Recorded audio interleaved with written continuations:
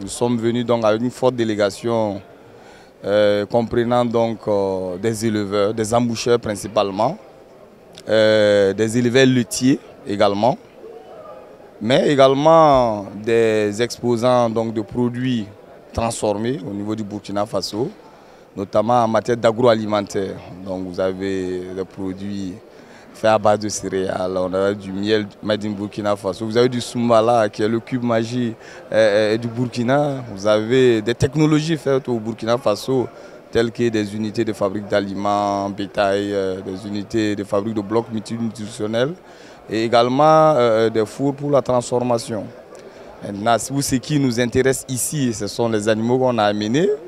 Nous avons envoyé effectivement donc, des bovins, des taureaux principalement, 14 en total, dont les plus jeunes ont 3 ans et les plus âgés ont 5 ans, avec des poids qui varient entre 1 tonne 100 et 400 kilos. Les visiteurs veulent acheter nos animaux.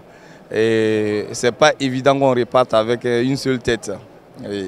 Ils sont beaucoup intéressés, on a déjà beaucoup de propositions dans ce domaine.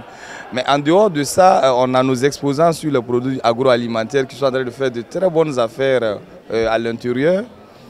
Mais ce qui est plus important, c'est qu'est-ce qu'on lie comme contact avec les autres pays qui sont là. À l'heure où je vous parle, nous sommes en train donc d'élaborer un contrat de partenariat avec des promoteurs de la Côte d'Ivoire qui souhaitent importer de la viande du Burkina.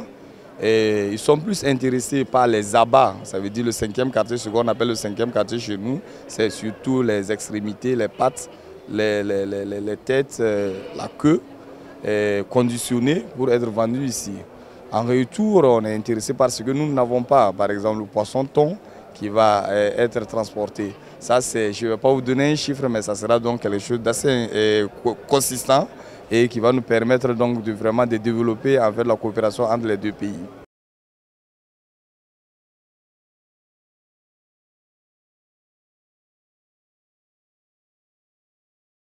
Et le projet que je dirige, c'est le projet de gestion intégrée des ranches et stations d'élevage, qui est un projet d'État. Et ce projet a pour ambition de plutôt améliorer les performances des animaux en Côte d'Ivoire et aussi travailler dans le domaine de l'alimentation. Donc pour cela, l'État, on a deux visions.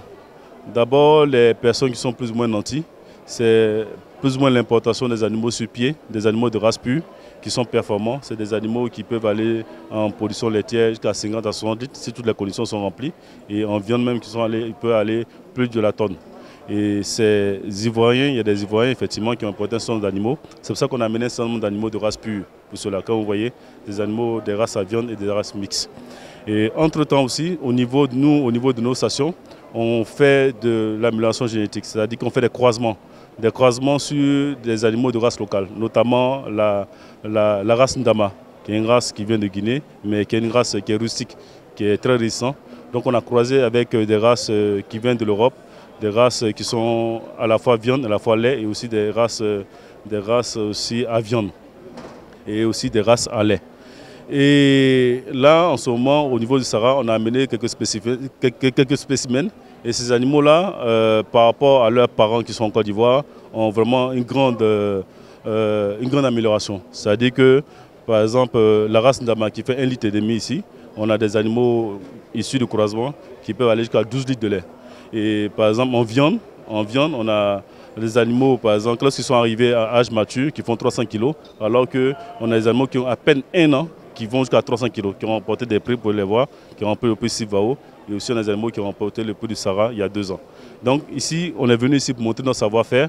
Et entre-temps aussi, l'État de Côte d'Ivoire, à travers les premiers responsables que sont le président de la République et le ministre de tutelle, le ministre Adjoumani, nous ont donné instruction d'entrer dans la vision PPP, partenariat public-privé. Nous disposons de près de 176 000 hectares qui sont spécialisés dans différents secteurs de production. Donc en ce moment-là, on est plus ou moins venu pour pouvoir inciter des personnes, des professionnels qui sont dans le domaine de l'élevage, qui ont une expertise avérée et qui ont les moyens financiers de pouvoir rentrer dans la production et permettre à la Côte d'Ivoire, en ce moment on est dépendant à hauteur de 55% en viande et 83% en lait, et permettre à ces partenaires de nous aider à combler ce déficit-là, de telle sorte que les Ivoiriens puissent avoir de la viande et du lait de bonne qualité et vraiment que ce soit disponible. Donc vraiment notre mission et notre présence en ce moment au niveau du Sahara, c'est ces différents volets-là.